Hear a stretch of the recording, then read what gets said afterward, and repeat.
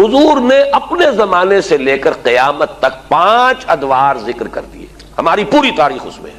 مسند احمد ابن حنبل کی روایت ہے رحمہ اللہ، اور راوی ہے حضرت نعمان ابن بشیر رضی اللہ تعالی عنہ، تکون النبوۃ فیکم ما شاء اللہ ان تکون، مسلمانوں تمہارے مابین نبوت رہے گی جب تک اللہ چاہے کہ رہے، یعنی میں بنفس نفیس موجود رہوں گا تمہارے مابین جب تک اللہ چاہے گا۔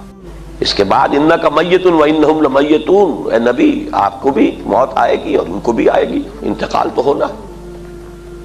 فرمایا ثم یرفع اللہ اذا شاء یرفعها، پھر اللہ جب چاہے گا اس نبوت کو اٹھا لے گا، یعنی میرا انتقال ہو جائے گا، وصال ہو جائے گا صلی اللہ علیہ وسلم، وفداہ آباؤنا و امہاتنا۔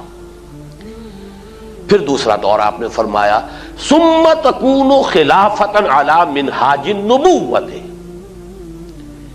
پھر دور ہوگا خلافت کا جو نبوت کے نقش قدم پر ہوگی۔ یہ الفاظ بڑے اہم ہیں، عام طور پر ہمارے ہاں جو لفظ زیادہ معروف ہے اور بول چال میں زیادہ آتا ہے وہ خلافت راشدہ آتا ہے۔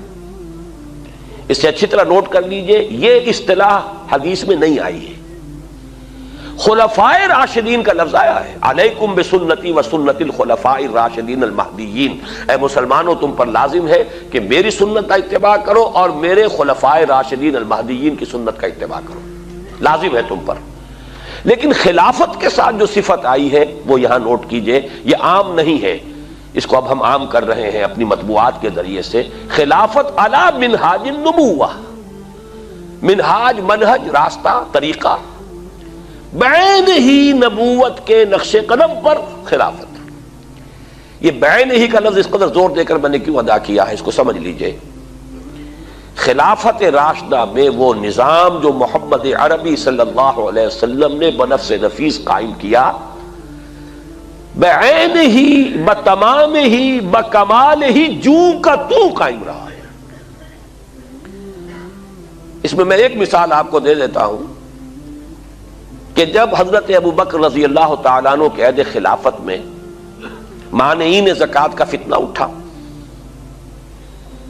حضرت عمر جیسے شخص نے بھی رضی اللہ تعالیٰ عنہ مصلحت اندیشی کا مشورہ دیا کہ حالات کو دیکھیے، 2 محاذ پہلے کھلے ہوئے ہیں، آپ نے جیش اسامہ بھی بھیج دیا، اس لیے کہ حضور نے تیار کیا تھا۔ حضرت ابو بکر نے فرمایا کیسے ممکن ہے جو جیش اور جس کا علم دیا ہو حضور نے اپنے دستے مبارک سے، میں اسے روک دوں؟ پھر جو جھوٹی نبوتوں کے دعوے دار کھڑے ہو گئے ان سے تو ہمیں لڑنا ہی ہے، ہر صورت لڑنا ہے، ان کا کفر تو بالکل واضح ہے، ازر من الشمس ہے۔ تو 2 محاذ کھلے ہوئے ہیں، مسلمانوں کے دل زخمی ہیں، مورال جو ہے پست ہے حضور کے انتقال کی وجہ سے۔ اب تیسرا محاذ نہ کھولیے، رعایت کیجئے، انہوں نے اسلام کا انکار نہیں کیا، کسی جھوٹی نبوت کا اقرار نہیں کیا، نماز کو بھی مان رہے ہیں، زکوٰۃ میں بھی یہ نہیں کہہ رہے کہ زکوٰۃ نہیں دیں گے، صرف یہ کہہ رہے ہیں کہ ہم حکومت کو نہیں دیں گے، اپنے طور پر دیں گے، خرچ کریں گے۔ تو ذرا لینینسی برتیے، مصلحت کو دیکھیے، تیسرا محاذ نہ کھولیے۔ اس پر جو حضرت عمر رضی اللہ تعالیٰ عنہ کا ریئیکشن تھا، ایک تو ڈانٹ پلائی حضرت عمر کو، اور یہ مقام ہے ابو بکر کا کہ عمر کو ڈانٹ پلا سکتے تھے، صرف وہی پلا سکتے تھے صحابہ میں، اور کسی کا یہ مقام نہیں۔ اے عمر تم جاہلیت میں تو بڑے سخت تھے، کیا ہو گیا تمہیں؟ اسلام میں اتنے نرم ہو گئے، اتنی کمزوری کا مظاہرہ کر رہے ہو۔ دوسری بات فرمائی، اور یہ ہے اصل جس کے لیے میں عرض کر رہا ہوں، ایبدل الدین وانا حی، کیا دین میں ترمیم کی جائے گی جبکہ میں ابھی زندہ ہوں؟ میرے جیتے جی دین میں ترمیم نہیں ہو سکتی۔ کس حد تک کہا ہے کہ خدا کی قسم حضور کے زمانے میں اگر یہ زکوٰۃ کے اونٹوں کے ساتھ ان کو باندھنے کی رسیاں بھی دیتے تھے، اگر یہ کہیں گے کہ اونٹ لے جاؤ رسی نہیں دیں گے تب بھی میں جنگ کروں گا۔ تو حضرت ابو بکر کی آپ دیکھیے فصاحت اور بلاغت کی بھی انتہا ہے، اس سے زیادہ تاکید کا کوئی اسلوب ہو نہیں سکتا تھا کہ اگر صرف رسی دینے سے انکار کریں گے، اب آپ بتائیے کہاں اونٹ کی قیمت، کہاں اس رسی کی قیمت؟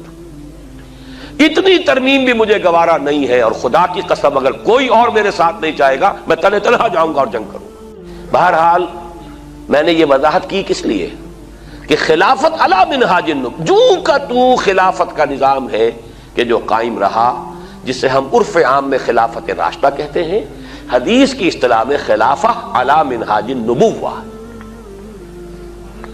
یہ نظام دوسرا تھا۔ حضور نے فرمایا یہ بھی رہے گا جب تک اللہ چاہے گا، پھر یہ بھی ختم ہو جائے گا۔ ثم یرفع اللہ اذا شاء یرفع، پھر اسے بھی اللہ اٹھا لے گا۔ اس کے بعد آیا تیسرا دور۔ حضور کے الفاظ کیا ہے؟ ثم تکون ملکا عاضا، پھر ایک دور آئے گا ملوکیت کا، اور اس کا وصف ہوگا کاٹ کھانے والی ملوکیت۔ عض یعض یوم یعض الظالم علی یدیہ، قیامت کے دن جو ہے ظالم اور کافر جو ہے اپنی مایوسی میں حسرت کے ساتھ اپنے ہاتھوں کو کاٹ رہے ہوں گے، ہائے ہماری شامت، ہم کس راستے پر چلتے رہے کہ آج اس انجام سے دو چار ہونا پڑا۔ تو عض یعض، کاٹنا، دانتوں سے کاٹنا، کٹکھنی ملوکیت کا دور آئے گا۔ فتکون ما شاء اللہ ان تکون، پھر وہ بھی رہے گی جب تک کہ اللہ چاہے گا کہ رہے۔ ثم یرفع اللہ اذا شاء یرفع، پھر اللہ تعالیٰ جب چاہے گا اسے بھی اٹھا لے گا۔ اس سے مراد کیا ہے؟ خلافت راشدہ یا خلافت علی منہاج النبوہ کے بعد جس نظام کو عرف عام میں خلافت کہا جاتا ہے، حدیث نبوی نے اسے ملوکیت سے تعبیر کیا۔ خلافت تو ایک معنی میں ہم اس کو کہہ سکتے ہیں، یہ بھی میں کل اس نکتے پہ مزید گفتگو کروں گا جب خلافت کی حقیقت، اس کے شرائط بیان کروں گا، اس لیے کہ کتاب و سنت کی ٹوٹل بالادستی وہاں موجود تھی۔ خلافت بنو امیہ میں بھی تھی، خلافت بنو عباس میں بھی تھی، خلافت عثمانیہ میں بھی رہی ہے، لیکن یہ ہے کہ وہ نظام جو ہے دولت کی تقسیم کا نظام بدل گیا، اور یہ در حقیقت ملوکیت یوں سمجھیے کہ دور بنو امیہ جو ہے 90 برس ہے اس کے، یہ ٹرانزیشن کا ایک پیریڈ ہے، عبوری دور ہے۔ خلافت علی منہاج النبوہ سے ملوکیت تک پہنچتے پہنچتے ایک دن میں تو بات نہیں ہو گئی تھی نا۔ دور بنو امیہ جو ہے ٹرانزیٹری پیریڈ ہے، اصل ملوکیت جا کر جو جمی ہے وہ دور بنو عباس سے، جب محل بنے اور ٹھاٹھ جمے، وہ دور در حقیقت، ورنہ اس سے پہلے عربی حضارت اور بدویت جو ہے دور بنو امیہ میں برقرار تھی، لیکن بہرحال ظالم حکومت تھی، اس میں تو کوئی شک نہیں۔ میں چند اس کے اشارے کر رہا ہوں۔ جو کچھ ہوا حسین ابن علی رضی اللہ تعالی عنہما کے ساتھ کربلا میں، اور یہ تو چونکہ ان کا ذکر جو ہے بہت زیادہ ہوتا ہے، ہر سال جو ہے خاص اہتمام سے ہوتا ہے، اس لیے بچہ بچہ واقف ہے۔ وہی کچھ ہوا حضرت عبداللہ ابن زبیر کے ساتھ مکہ مکرمہ میں، عین مکہ مکرمہ میں ذبح کیے گئے ہیں، حرمت حرم مکی کو بٹا لگا ہے۔ پھر واقعہ ہررا ہوا ہے، 3 دن تک مدینے کو لوٹ مار کیا گیا، اور مدینے کے اندر خواتین کی بے حرمتی ہوئی، واقعہ ہررا۔ حرم نبوی جو ہے اس کی بے حرمتی ہوئی۔ پھر حجاج ابن یوسف کے ہاتھوں سینکڑوں تابعی شہید کیے گئے۔ تو تاریخ کے حقائق ہیں، اور میرے لیے اس سے بھی کہیں زیادہ دردناک اور تاریخ کے اعتبار سے کہیں زیادہ فیصلہ کن ظلم جو تھا، محمد ابن قاسم کو بلا کر شہید کر دیا۔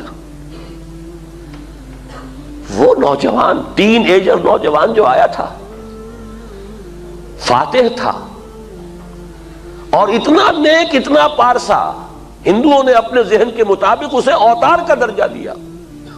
وہ تو اپنے ذہن سے سوچیں گے نا، مورتیاں بنا کر مندروں میں رکھ دی گئیں جن کو پوجا جا رہا تھا۔ ایسا نیک، اتنا صالح، اتنا پارسا، ایسا متقی، ایسا عادل حکمران، اگر کہیں انہیں موقع مل گیا ہوتا تو اسی وقت ہندوستان پورا فتح ہو جاتا۔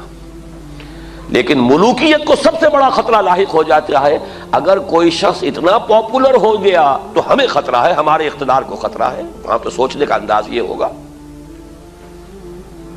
کیا جرم تھا محمد ابن قاسم کا، تاریخ خاموش ہے، بے گناہ بلایا گیا، شہید کر دیا۔ یہی ہوا بعینہ ہی موسیٰ ابن نصیر کے ساتھ رحمت اللہ علیہ، جس نے کہ شمالی افریقہ کا اکثر و بیشتر حصہ فتح کیا تھا، اور اس کے ایک ادنا کمانڈر تھے طارق ابن زیاد، طارق جو بر کنارہ اندلس سفینہ سوخت، جس نے پورا جو ہے آئیبیرین پیننسولا فتح کیا ہے۔ موسیٰ ابن نصیر کو بھی بلا کر جان بخشی کر دی گئی، بوڑھے تھے بہت، ورنہ یہ کہ اتنا ذلیل کیا گیا ہے، تیز دھوپ میں کھڑا رکھا گیا ہے، بے ہوش ہو کر نیچے گرے۔ خطرہ دونوں سے ایک ہی بات کا تھا کہ ہماری بادشاہت کو ان افراد کی یہ پاپولیرٹی جو ہے اس سے خطرہ لاحق ہو گیا۔ یہ ہے وہ، ابھی تو یہ دور میں ابھی بنو امیہ کی بات کر رہا ہوں ساری، پھر جو بھی ٹھاٹھ جمے ہیں اور جو عیش ہوئے ہیں، اور کوہ قاف کا سارا نسوانی حسن جو ہے جو بغداد کے محلوں میں آیا ہے، پھر رقص و سرود جو بھی ہوا ہے، سب کچھ سب کو معلوم ہے۔ الف لیلہ جو ہے بغداد کی 1000 راتیں جو ہے، یہ ساری کی ساری داستانیں ذہن میں رکھ لیجئے۔ یہ ہے بہرحال تیسرا دور۔ چوتھا دور آپ نے فرمایا ثم تکون ملکا جبریا،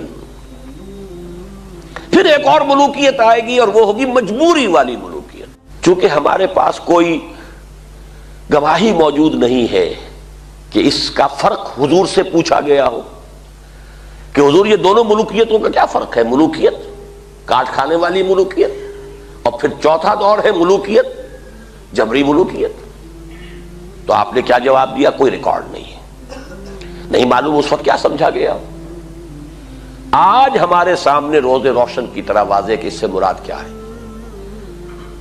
پہلا ملوکیت کا دور وہ تھا کہ ملوک مسلمان تو تھے، کلمہ گو تو تھے، پھر ملوکیت جو آئی ہے ہم پر وہ غیر مسلموں کی حاکمیت اور غلامی، western imperialism, European powers, colonial powers, برطانیہ کے غلام، فرانس کے غلام، اٹلی کے غلام، ولندیزیوں کے غلام، یہ غلامی، یہ چوتھا دور ہے جس کی کہ حدیث میں خبر دی گئی۔ یہاں میں اس وقت صرف اشارہ کر رہا ہوں، تفصیل سے آج ہی بعد میں عرض کروں گا۔ یہ چوتھا دور ابھی ختم نہیں ہوا، ایک اعتبار سے ختم ہوا ہے، ایک اعتبار سے جاری ہے۔ ختم اس اعتبار سے ہوا ہے کہ ڈائریکٹ رول، براہ راست غلامی ختم ہو گئی، تماشا دکھا کر مداری گیا، انگریز اور اس کے فوجی گئے، فرانسیسی گئے، ولندیزی گئے، اطالوی گئے، سب گئے، ڈائریکٹ رول ختم، اس اعتبار سے ختم ہوا۔ لیکن انڈائریکٹ رول برقرار ہے، رول بائی پراکسی یا ریموٹ کنٹرول، سب ان کے شکنجے میں، ہماری معیشت ان کے شکنجے میں، ہمارے وسائل ان کے قبضے میں، ہمارے ذہن ان کے قابو میں، اور اب تو جس درجے CNN اور نہ معلوم کس کس کے ذریعے سے ہمارے ذہنوں کے اوپر جو بھی جبر آ رہا ہے، کہاں بچ کر جائے گا؟ کون بچ سکے گا؟ پھر یہ کہ اس سے پہلے ابھی ہم تہذیبی انداز میں غلام، علم میں بھکاری، ٹیکنالوجی میں بھکاری، ان کے دست نگر۔ تو در حقیقت یہ چوتھا دور جزوی طور پر ختم ہوا ہے، لیکن در حقیقت معنوی اعتبار سے ابھی اس کا تسلسل جاری ہے۔ میں نے اکثر جگہوں پر اس کو کراچی کے حوالے سے بیان کیا۔ کراچی میں لانڈھی، کورنگی، شاید یہی معاملہ ہوگا، اور جو یہ نیو کراچی وغیرہ میں بھی جو بس سٹاپس آتے ہیں، 3 نمبر، پھر 3.5 نمبر، پھر 4 نمبر، پھر 4.5 نمبر، پھر 5 نمبر۔ تو ہم 4.5 نمبر پر کھڑے ہیں اس وقت۔ چوتھا دور ایک درجے میں ختم ہوا ہے، ایک درجے میں ابھی باقی ہے، اس پر میں بعد میں عرض کروں گا۔ اور ابھی جو اس کا آدھا حصہ باقی ہے وہ پہلے سے کہیں زیادہ تلخ ہے، اس کے شدائد اور مصائب پہلے سے کہیں بڑھ کر ہوں گے، لیکن وہ میری گفتگو میں بعد میں آئے گی بات۔ اب آئے ہم آخری دور پر۔ حضور نے فرمایا بہرحال اس کو بھی ختم ہونا ہے، ثم یرفعہ اللہ اذا شاء یرفع، پھر اس دور کو بھی اللہ اٹھا لے گا جب چاہے گا کہ اٹھا لے۔ ثم تکون خلافۃ علی منہاج النبوہ، پھر دور آئے گا خلافت علی منہاج النبوہ کا۔